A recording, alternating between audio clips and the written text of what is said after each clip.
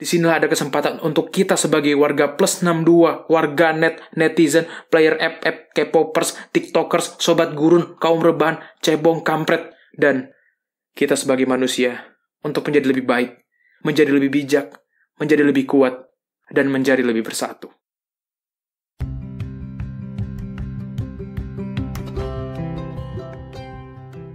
Hai, aku Dimas dan selamat datang di Podcast Dostip. Melaporkan langsung dari kamar nomor 15 Kos Abaseno.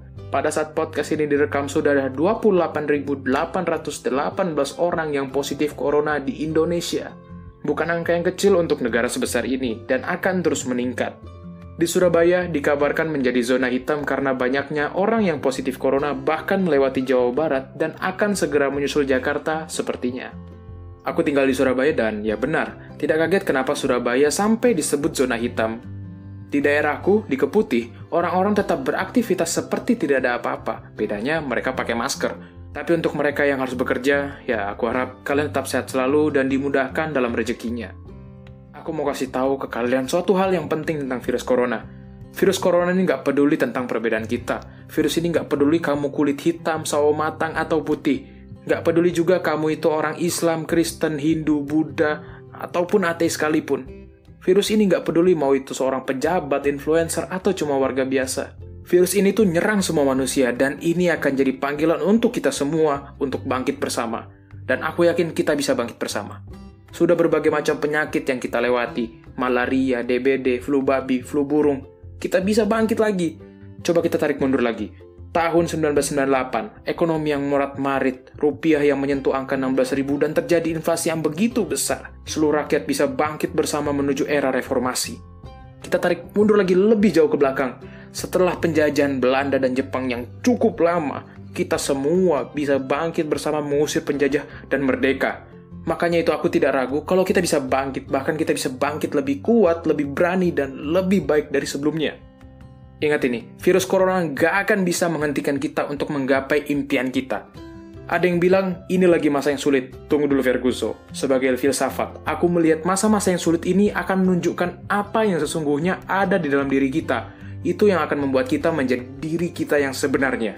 Perhatikan petugas medis yang saat ini bekerja dengan hebatnya di rumah sakit. Apakah corona membuat mereka lemah? Tidak. Justru karena corona, mereka malah mengerahkan apa yang ada dalam diri mereka, seluruh kemampuan mereka untuk mengobati para pasien dan mencari vaksin untuk virus corona. Ada para guru dan dosen yang mencoba sebaik mungkin untuk tetap mengajar. Mereka itu pahlawan tanpa tanda jasa, dan corona membuat mereka mengerahkan apa yang mereka bisa, seluruh kemampuan mereka kerahkan untuk tetap mengajar para penerus bangsa.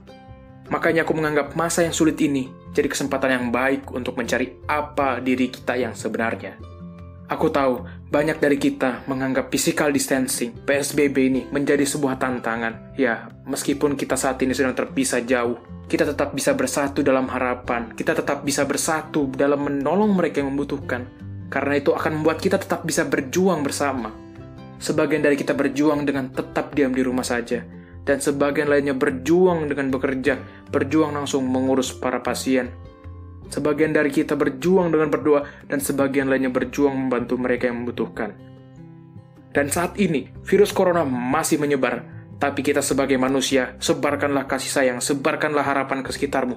Meskipun gereja, masjid, kelenteng, pura, vihara ditutup saat ini, jangan sampai iman kita ditutup juga. Semoga iman kita tetap terbuka. Banyak yang memohon agar pandemi ini cepat selesai. Tapi saat ini belum ada jawabannya, karena hal itu ditunda dulu, bukan ditolak. Yakinlah kalau Tuhan sudah menyediakan yang terbaik buat kita semua jika saatnya tiba. Hai Kisanak, jangan lupa tersenyum hari ini. Meskipun saat ini sedang berhadapan dengan kesulitan, yakinlah akan tiba hari di mana kita bisa nongkrong bareng sama teman-teman kita, dengerin suara mbak-mbak di bioskop, atau pergi ke konser bareng teman kita. Tapi sebelum saat itu tiba, buatlah suasana di rumahmu jadi penuh kegembiraan, keseruan, tawa, apapun itu, biar kalian tidak jenuh selalu dan bisa saling merekatkan diri kembali. Semakin banyak waktu untuk bicara, semakin kita paham dengan harapan satu sama lain. Semakin banyak waktu untuk bersama, semakin kita bersyukur antara satu sama lain. Gunakan waktu yang ada saat ini sebelum kamu menyesal nantinya. Aku tahu kamu saat ini sedang ada di masa yang sulit. Aku tahu kamu saat ini sedang menghadapi berbagai tantangan. Aku tahu banyak orang yang sedang diterjang badai depresi. Banyak orang yang kehilangan orang yang dicintainya, anggota keluarganya. Banyak juga yang kehilangan pekerjaan dan saat ini masih mencari cara untuk menghidupi keluarganya. Tetap ingatlah untuk bangkit lagi. Kalau hari ini hari yang sangat berat, maka mulai besok semua akan berbeda. Kita harus lebih kuat, lebih yakin, dan lebih percaya. Karena saat ini bukan saatnya untuk menjadi pengecut, bukan saatnya untuk lari dari masalah. Kalau kamu punya masalah dengan keluarga ataupun temanmu, ini saatnya kita untuk meminta maaf. Inilah saatnya untuk kita berdamai. Inilah waktunya kita untuk merendahkan diri. Lakukanlah penyesuaian dengan keadaan saat ini. Ini bukan waktunya untuk menyerah. Disinilah ada kesempatan untuk kita sebagai warga plus 62, warga net, netizen, player app, K-popers, tiktokers, sobat gurun, kaum rebahan, cebong, kampret, dan kita sebagai manusia untuk menjadi lebih baik, menjadi lebih bijak, menjadi lebih kuat, dan menjadi lebih bersatu. Sebenarnya kita tidak tahu kapan ini akan reda. Tetaplah saling menjaga. Memang hari depan tidak ada yang tahu. Tapi dengan hadirnya orang yang kamu sayang di sampingmu, maka kamu akan keluar dari masalah ini dan menjadi lebih baik daripada sebelumnya. Terima kasih buat kalian sudah mendengarkan hingga detik ini. Jangan lupa follow aku di Instagram di @thomasdwi.a. Dan kalian bisa support aku lewat intip.in/dostip donasi. Huruf D-nya besar semua ya. Oh iya, aku mau kasih satu saran nih. Kalau kalian bosan, mungkin kalian bisa dengerin lagu Tulus yang terbaru. Cukup bagus sih menurutku. Lalu, gila, bijak banget gua. Capek kayaknya.